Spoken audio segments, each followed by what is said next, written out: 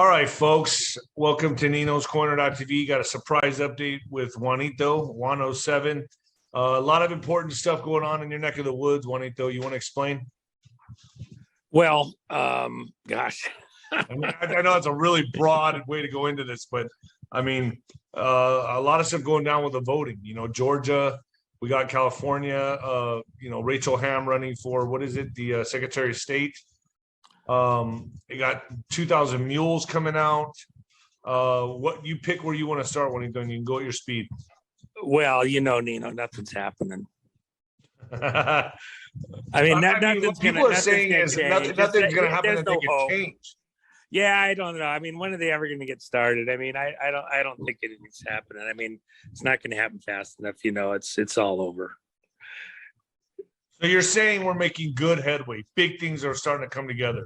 Oh my gosh, dude. We need a positive update. We already know the world's ending. It's the apocalypse. Shit, Juanito, give us some hope. Give us some. Wait a second. At least you're coming out to Vegas. We're gonna have some fun next week. That ought to be a blast. Yeah, it's gonna be fun. Hey, we gotta hurry up and book a show. Well, I'm looking forward to watching you MC that fight. I hope a lot of people show up for that. That's going to be a lot of fun. And actually, we have other folks that are coming in town. I told them, yeah, you got to go over and watch Nino live MCing that fight. That's going to be a blast. So I'm glad to see you're in that zone. You have expertise there. It's fun to utilize that. And even if you stepped away for a while, watching other guys coming in doing what you used to do, at one level, it's hard because you want to be the guy in there. At another level, when you graduate, I remember one of my buddies became a NFL sportscaster, and he said there was a certain moment when he knew, I'm glad I'm not there, but he had all the right skills to say what needed to be said. He could see things that other people couldn't see. He loved watching it and articulating it, but it was a little bit hard for him to make the transition initially. So hopefully, because you got insights that nobody else has, just having been in the ring, It is emotionally hard to, folks, what he's talking about is we're going to be commentating boxing, May Cinco de Mayo in Las Vegas. And it's hard. It's still hard to get out there, go ringside, because I want to be in the ring fighting under the bright lights. And to have to take a back seat is very humbling, and just be the guy doing the commentating. It's for me, it's humbling. It's very humbling because and you also realize I'm no longer that guy. Well, but actually you've changed zip codes, and now within even the legal thing, you're in there sparring, you're inside watching what's going on. You're seeing a fight in the American political system that has a different type of reality to it. That is very important. So, even, commentating on that and doing the real fights with these boxers, I think there's some synchronicity there. And, when you watch a guy and he gets a punch just right and draws blood, and you think, man, they got those big puffy mitts on and they're really, supposed to be protecting the other guy. And when you get hit hard enough to draw blood through those big mitts. I got to tell you, hold on. I got to correct you on that. Those gloves are harder than your bare fist. I bet you didn't know that. I kind of did. But that leather is packed hard. And that leather is pulled back with those laces, and your hand is wrapped like a cast. And when you get hit, there is no fucking, your whole spine shakes. It's like it's more brutal, in my opinion, to get hit with 10-ounce, 8-ounce gloves than it is a bare fist. I remember having dinner with Ken Norton years ago before he was coming out to Vegas. I was a young guy. And so a bunch of us were coming out to the fight that he was going to fight here in Vegas. And we were talking about this with his manager. And what was surprising to me was I expected to see somebody that was a lot bigger than he was, but he was so lean, and he was just a machine. And he talked about the same thing his manager did. I said something similar to that. I was actually going to say it for you, but you beat me to the punch. That's what I do. No, just kidding. He was, well, no, in fact, his manager was saying that they fired a guy and brought in another guy because the guy didn't know how he wanted the gloves laced and didn't get it right. Right. And the way the gloves went on is it's an art. It's an art. You have no idea when you're observing something so small, so subtle. Yeah. Could be such a huge part. Okay. Your hand has to fit just right in that glove. And I remember when the guy that would wrap my hands was Rafael Garcia. Rafael Garcia was very famous. I think you've seen him with the pins on his hat in the corners. He always had the pins on his head. And he was Mayweather's hand wrapper, and he was mine and very dear to me. He passed away just a couple of years ago, 88 years old. And but it's an art form. It's in those old Mexican trainers, man, knew how to wrap hands better than a surgeon. Well, and of course, even when you're coming back out of the ring between sets, being able to look at all those little nuances to make sure everything's still on right, nothing's moved, nothing's screwed up. Those old guys, they knew what to do. If you got a bloody nose, how to stop it. Yeah. Yeah, tons of, they'd use adrenaline and they'd use Vaseline and they'd mix it together, some other shit they'd put in there. Everyone had their own concoction. All the trainers had their own mysterious, secretive concoction. And what I used to do before I go into fights, Juanito, is I would put that what's that hemorrhoidal cream? I'd rub it all in my mouth and I'd put it all over my face, and it would restrict the blood vessels and I wouldn't bruise. Preparation H. Preparation H, yes. I'd put Preparation H all over my face, inside my nose, my ears, my gums. I'd cover my whole face with that stuff, and I never bruised. Oh my God! Never bruising. Little tricks of the trade. Oh my! Okay. That's a great lead. You know who's going to need some Preparation H here right away? I mean, there might be a run on Preparation H for a whole bunch of reasons in California over the next few days. What's going on in California? Somebody's about to draw first blood. So, the Republican parties in the various states, they have their, organizations, and they have elected leadership and things like that. And then they look at all the candidates, within the party, within the state, and then the party. You might have several candidates running for the same position. So, for example, for Secretary of State in California, I think they had 4 Republican candidates who were signed up to run for the office, and one dropped out several weeks ago, and then the party put up another person to run at the last second. And they were trying to, come up with somebody that suited the statewide party officials' criteria for, how they would handle California in this Secretary of State position. And in fact, the Secretary of State, in most states, what laws are going to be applied and how forcefully. So, for example, here in Nevada, the Secretary of State, when it was brought to their attention that people were signing up for driver's licenses, and when even the licensing division knew that these were not American citizens, they were automatically being added to. So there was this challenge, to stop that. And the Secretary of State said, look, if that's happening, we're not going to challenge it legally. And so the licensing division is safe. Nobody's going to go to jail. Nobody's going to get challenged on, putting that stuff in the voter rolls. So it became a free pass to sign up to get your license and people were screaming bloody murder that, the state should stop that the Secretary of State should challenge that. And with this letter in hand, no way. there's a lot of little issues that come up that actually can be pretty large, that a Secretary of State determines where they're going to put their energy, enforcing law, challenging laws, keeping things in line.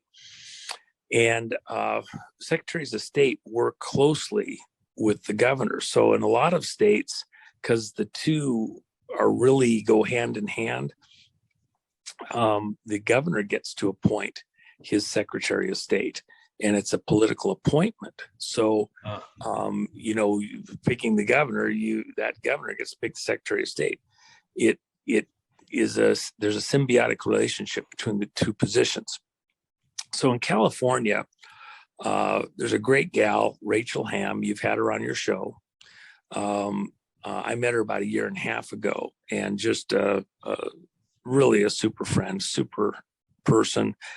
And in the course of time, she became a candidate for Secretary of State in California, and became a part of a group. We started out here in Nevada, coalition of candidates targeted towards Secretary of State. And in those states where the governor appoints it, then we also have governors in this coalition of candidates.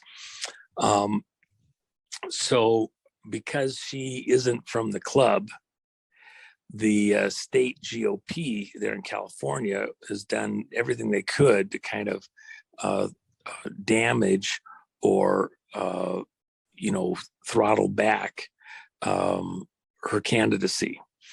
And when another challenger for the Secretary of State position stepped aside a month or more ago,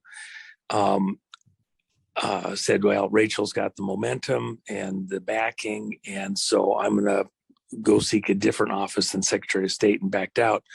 The GOP in California found another candidate at the last second with like 5 minutes to go a few weeks back, put him on the ballot. And even then, he told people privately over the last several days, as I understand it, that, he knew it was to, force that Rachel wouldn't get the needed 60, which if she got 60% or more than the Republican group there in Los Angeles or California, then she would become the automatic Republican candidate for the Secretary of State that the party was backing, which means you get all sorts of advertising funds and assistance and all sorts of things. Right. So when they had their little meeting over the weekend, find out who the candidates were that they were going to back electronically.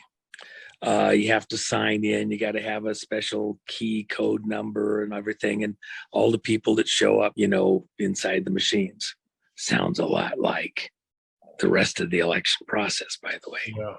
Okay. And there's some taglines coming in here in a minute that I think your listeners are going to find very interesting that nobody's probably thought about, but I digress.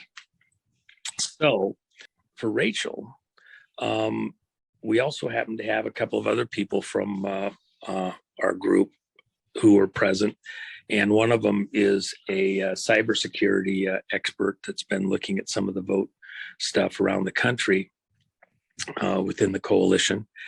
And by the way, the candidates coalition, the Secretary of State's candidate coalition now is up to, I think, 19 total members that are actually candidates for Secretary of State or a governor who's going to get to appoint Secretary of State. So I think probably the largest candidates group, we call it a coalition in the country right now. It's a very big deal. And a number of them have been endorsed by President Trump and other players for those positions.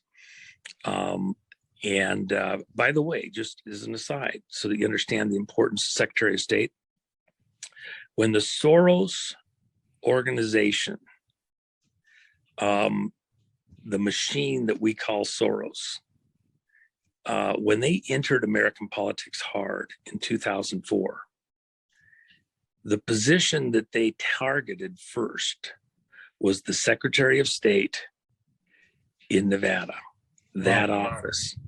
And then they went on to other locations around the country targeting the same thing. Why the Secretary of State? Because they have say in the mechanics of how elections are handled. And if you can control how the elections are handled legally, technically, what devices are used and what procedures are allowed, you can cook the vote. So that position is a key choke point for a lot of the issues that we have seen happen over the last few years. So when we went in and targeted the pushback, to do the pushback, I started with Jim Marchant here in Nevada, who has then taken a primary role in this coalition, as other candidates have come in, going out around the country and helping vet that we got the right players that are inside the coalition. And this coalition of candidates has become a very powerful moving group working together. Why a coalition, by the way? Because each state is different. You can't have a top-down leadership saying everybody does this, everybody does that, because there's nuances that are different in each state. So the candidates have to really do the work in their own state, but there is some common effort and assistance even between the states and in what are the issues that we need to address, where within this broader organization we can help the individual candidates be a bit more precise and successful in attacking the issues in their state.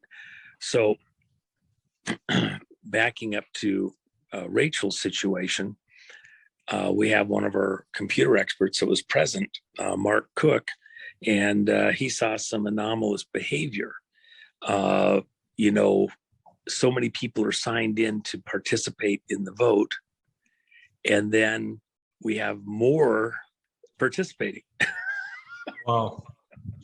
Then they're already starting their shenanigans, Juan. They're already starting. All sorts of wild, bizarre things, but you got to think about this. This is in the Republican, and we're talking about election issues and right, because both sides are deep state. Both sides are controlled. That's a very accurate way of saying it. Not just the Democrats. There's rhinos, and then I would imagine now they want to place their people in the forefront. They want to get there, and they're going to do it under the disguise of Republicans. Well, you do have people who are tied into these globalist agendas, who are into corporate agendas that they want to control both sides of the aisle. And I remember Howard Hughes said something that was very striking to me at the time and bothered me tremendously when I was a young kid. He said, Democrat, Republican, two sides of the same coin, doesn't make hills being the difference. And it bothered me. It has bothered me all my life, because he had to fight the political machine. He really did know what he was talking about at the time. I thought there was these huge differences.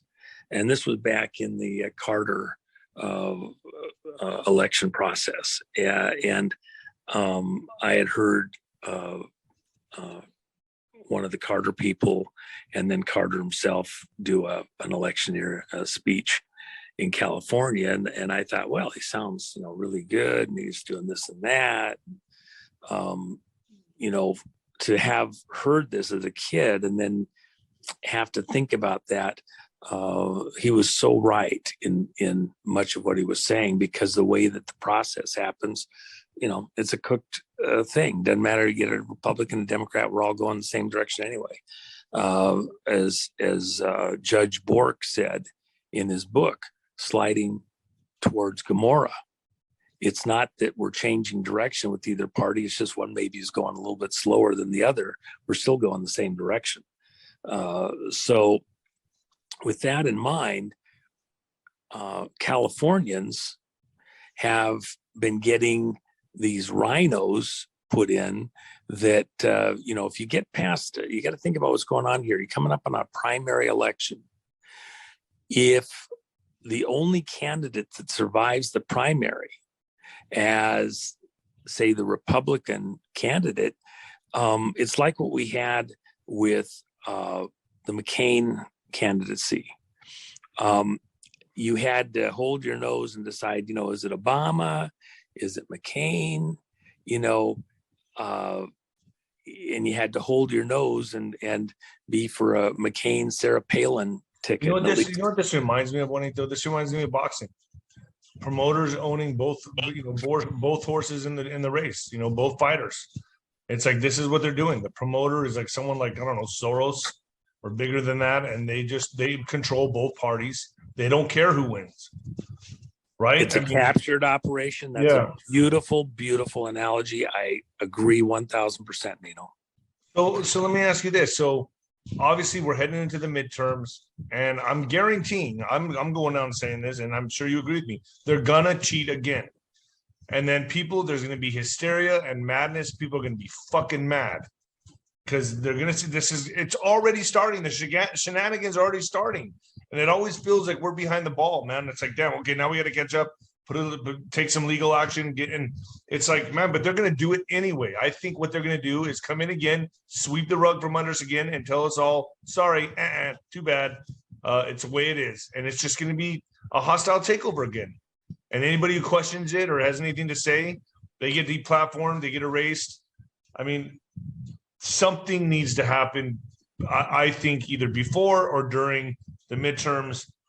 Or do you say, I mean, I know we talked about this in person, but I don't want to go there, but I'm just saying, Juanito, it just seems very grim. Well, hold on, Nino, I'm here to give you hope, to lighten your despair. Okay, give me some hope. Give me some of that. Give me some of that hope. Man, you just want to race past. I'm trying to give you the setup, give you some background, help you understand, give you reasons to understand, not just hopium, gaseous air. I'm trying to give you some facts and details that help you to actually have something to hang your hat on. Okay. All right. So here's the deal. You never set your hat down on the brim. It'll break the crown there. But a lot of times what I'll do is I'll set it off to one side. So anybody that thinks that I don't know how to take care of my hat doesn't understand. I like to do that because sometimes I'm places where there's dust or stuff falling out, I could get inside my hat and on my hair. So anyway, the deal with what happened in California was we had Mark Cook there and other people, and they were kind of watching, weren't really thinking about so much about how the election was actually being conducted. I mean, this is supposed to be our team. It's the good guys. They're supposed to be behaving themselves. But there was an air that something didn't feel right. And so as they're watching, they're seeing anonymous by the names of the people that are there in the room or proxies or something. So it just didn't feel right. And then the other thing was the candidates like Rachel, who were a bit concerned about how the whole process was being held. Several got up and spoke and were critical of the GOP party leaders in California. So they'd shut the mic off. They say something they didn't like, they'd shut the mic off. It was like Twitter, it was like all the other social media. You couldn't even have an honest conversation without getting shut off right there in the meeting where you're supposed to talk about how we're going to handle things and conduct things. And the leadership's not even letting the party members have an honest conversation. So Rachel gets up there. She gets to it. Everybody gets 5 minutes. And she gets up there. She gets 3 minutes and 57 seconds into her presentation. They shut her down. Wouldn't let her finish her comments. This is getting so obvious. It's so ugly. And that's probably the best thing that could be happening because they are exposing themselves, right, Juanito? Well, and so when they shut her off, they're looking at this whole thing. And even at that, after they shut her off, The room stood up. All of the people there in the room, the vast majority of them, stood up and gave Rachel a standing ovation. Wow. So in other words, the party leadership was completely out of step with those in attendance. The people wanted to hear what Rachel had to say, and they shut her off. What steps are you taking now with Rachel? Or well, behind this so at in all, the course of this, because we found out that there was in fact some anomalous behavior, and people protested while they were there, hey, we want to see how this vote was conducted. We want to see the data. The leadership said, well, you have to put a actual physical request in, to us to see how the vote was conducted and to see the data and all that. So when they got back, they put that request in when they after the thing was over with for that data on how the vote was conducted. They put it in numerous times. Rachel led the pack, but there was other people that were present that also said, hey, this doesn't seem right on my election, on this other election, stuff like that. Things just weren't cooking right. So now they have multiple requests to the California GOP to provide the raw data. Do they have to provide it, or will they just kick the can down the road? Well, it should be pretty easy. I mean, that data is not that complex. They're going to find ways to just kick it down the road and like never produce it. You get what I'm saying? Like legally? Well, they told the participants, the Republican participants, that if they just put the request in, they'd get the data. I mean, it's just, and it's all electronic. It's just, push the button and there you go. And so they just had to make a formal request. Well, they've now got the request to the Republican leadership running this whole thing, and not a word. But is it time sensitive? Is it time sensitive? Is there a certain period of time that they have to produce it, or can they just kick the can down the road? Is what I'm saying. Like, when do they have to produce this material? Well, I'm sure there's stuff in the bylaws and other stuff that covers that, and but from the leadership, from what they said during the convention and immediately thereafter, they said, no, just put the request in, we'll give it to you, and should have been instantaneous response. They haven't even acknowledged multiple requests for the data, but that's not all, folks. Hold on. So I sent you what was just sent to them because they weren't being responsive initially. Rachel, representing other Republicans also, just sent a very detailed formal request to secure all the data, all the communications, all the electronic messaging, any paper, everything related to the preparation for an actual count that occurred over the weekend, all the communications related to the conference, the whole schmear, everything. A very detailed request that fits certain federal laws about these types of meetings, that requires them to hold all of this data, not allow it to be erased, destroyed, thrown in the trash can, etc. And the company involved in doing this. Now, what's interesting about this, and I sent you the detailed thing, and I'll make sure, if you want, you're more than welcome to put that letter on your site so people can read it. They understand the magnitude of what's being requested and the federal laws that apply here. I'll put it up on my Telegram. Okay, because that's in preparation for, and it says right in the cover letter, because there is legal filings being considered that I can guarantee you isn't just a vaporous threat. It's the real deal, and that there is going to be legal action taken. So they have to preserve this data, which is multitudinous. so that it can be looked at and examined for any inappropriate activity, behavior, communications, alliances, etc., to see if this internal vote was done right. And the beautiful thing about it, Rachel's running for this Secretary of State office, which is supposed to be politically neutral, represent Republicans and Democrats to get fair operation of the state in the way that it handles its business, and a fair playing field for candidates and everything else. Well, even though she's on the Republican ticket, she is going after her own party and holding their feet to the fire to do the right thing, because the mischief is the same in both parties. So, but she's starting in her own house. Judgment begins in the house of the Lord. That's the scripture.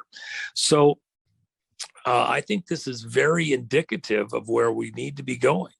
It doesn't matter, Republican or Democrat, we've got to get to an honest, fair playing field away from this captured operation. She's setting the example in this juggernaut of a state. If California was its own country, it would be the 10th largest country in the world economically if the state of California was its own country. That's how big California is. Such a powerhouse in the American situation. So Rachel's setting the tone for how we're going to conduct business, and we're getting ready for a lawsuit against the Republican Party in California to force their hand to play fair and be honest and stop the bullshit. Well, but will we get the result we need before the midterms? I mean, can't they? I mean, they have a lot of power and a lot of money, and it just seems to me that they just play this out, and get everyone exhausted and tired, and then it's midterms already. It's already time. You're not going to solve this by the midterms, okay? But you may get a lot of very interesting stuff that lays the groundwork for stuff later coming up on 2024. And certainly the threat, knowing of things coming out, because some things will come out with Discovery and other stuff fairly quickly. Even with what they're doing, we know a lot more than they realize already. But now let them go ahead and show us what's going on. They should be forewarned. We know a lot more than they think we know about the mechanics of what actually transpired. Not everybody that was participating is good with the way the game's been being played, but let's see what they come up with in response. So the point here is, Nino, California, the good old boy network on both sides of the aisle is going to be under attack. California, when the truth is finally told on the 2020 election, is going to show that California, even in places that were being told went Democrat, went Republican, went Trump. Yeah, I've heard through the grapevine that California flipped red. It was redder than freaking neon light.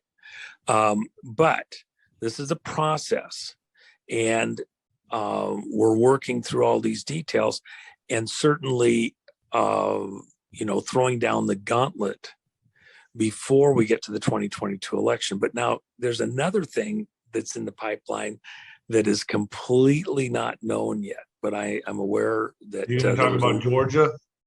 Well, hold on. Let's not go there first. Let's stay in California for a second. There's another thing coming, which I can't say, but should be only within the next week and a half or 2 weeks, a legal agreement that's in play, and the parties have all agreed to go with it. That's going to do something in California that's very dramatic. And I think people are going to be shocked. Now, it's a process again, but ultimately you have to go through the legal steps and begin that process. And even if it takes time, while the actual resolution may take a few years, knowing that it's coming and knowing that you're challenging, looking for data inside the system, and for the purposes of the court of public opinion, we will have information that could very well affect on mischief that's been going on, and I think is going to piss off people in California way more than Yeah, but will it we get the realize. media? Will it get the media it deserves? They control the media. Well, even look at the situation on Twitter. What's the threat? The threat is they're going to stop the canceling of accounts, stop the choking back of commentary inside the system, allow a freer communication. And so why would that be? Because the people, the electorate, are getting more and more pissed that they can't have an honest American conversation. And so this is the pushback. If you're going to start with Twitter, where else is it going to go? Now, I will tell you this. I told you off the air. I can't say it publicly. I don't want to tick people off. But behind the scenes, after this purchase of Twitter was announced yesterday, but having started a few weeks back, there's another acquisition that's in play with some of the same players. And that's as far as I want to go for the moment, to acquire the largest media monster, which is Disney, and get it under control. Now, if you get Disney, you get all these other mainstream media groups. And what's the purpose? It's the same purpose as what just happened at Twitter: to stop the choking back of conversations and this leftist thing, and move more towards the center. Why would people from, let's say, a globalist or business perspective want to do that? Because they've gotten so far out of step with the broader public that they need to move closer, or they could lose everything. When you're in a spin, in aircraft, you can get into what's called a flat spin, which, if you remember from Top Gun, that's what the aircraft got into, is what's like a flat spin. It's like a Frisbee. There's no air going over the wings or control surfaces. It's spinning around the center of the aircraft. And so you can't fly yourself out of a situation. They had both engines burned out, so there's no ability to force forward momentum, and you're just spinning like a Frisbee. So there's nothing you can move on the controls that makes any difference, because there's no air coming over the wings coherently. So the only option is if you can get your eject. In what's happening in the media in America, the clique, the globalists that seek to control the conversation in America, these business titans, realize that the American people are moving away from being shut down and shut up, or getting along and going along with that. It's now only a matter of time. So to get ahead of that, if you can get people in position and start to move it back, you can maybe hold the people in step with you a little bit longer. And my only comment on an acquisition like, say, what Musk has done with Twitter, Musk's entire history is getting money. I was just going to ask you about Musk. What's your thoughts on him? Look, I'm not going on the attack, but all of his income, all of his corporate operations have been essentially derived because the American taxpayer has been pushed to favor products that his companies have done. Even the space program, they shut down the American space program and moved it into private industry. And instead of spending money to run it. I know all the arguments. I've heard them all. I know them. I knew them before they even actually did the switch. Ultimately, I think they shut down the American space program, and now we're running technology that's 50 and 70 years old with better computers doing the same chemical bullshit that we've been doing all along. And it's new and improved and 99 and 44/100% pure. Even the monster tycoon, business tycoons coming in to acquire, say, a Disney. The model that these people have used forever is that of the phoenix. They're constantly, every few hundred years, the phoenix self-immolates, creates a funeral pyre of its own making, lays its egg in the midst, and then burns itself up, and out of the ashes, out of the egg they've laid in the midst, is the reborn phoenix. It's the myth of the phoenix. So you have the same players showing up, the same entities, the same families, new and improved, 99 and 44/100% pure, different name, different face, but it's the same people behind the scenes. Let me say it this way. Zuckerberg did not invent Facebook. He didn't create it. That was a DARPA operation. Who has the money, the power, the connections to give him what becomes worth hundreds of billions of dollars? Why did he get favored that way? It's their so is Elon Musk a black hat, Juanito? Well, he certainly was promoted within the way that those contracts were let, and assisted to get to that position. And then, who's coming up with the 44 trillion to buy Twitter? And he's saying the right things. He's saying the right things. Okay. I'm not going on the attack, but let's trust, but verify.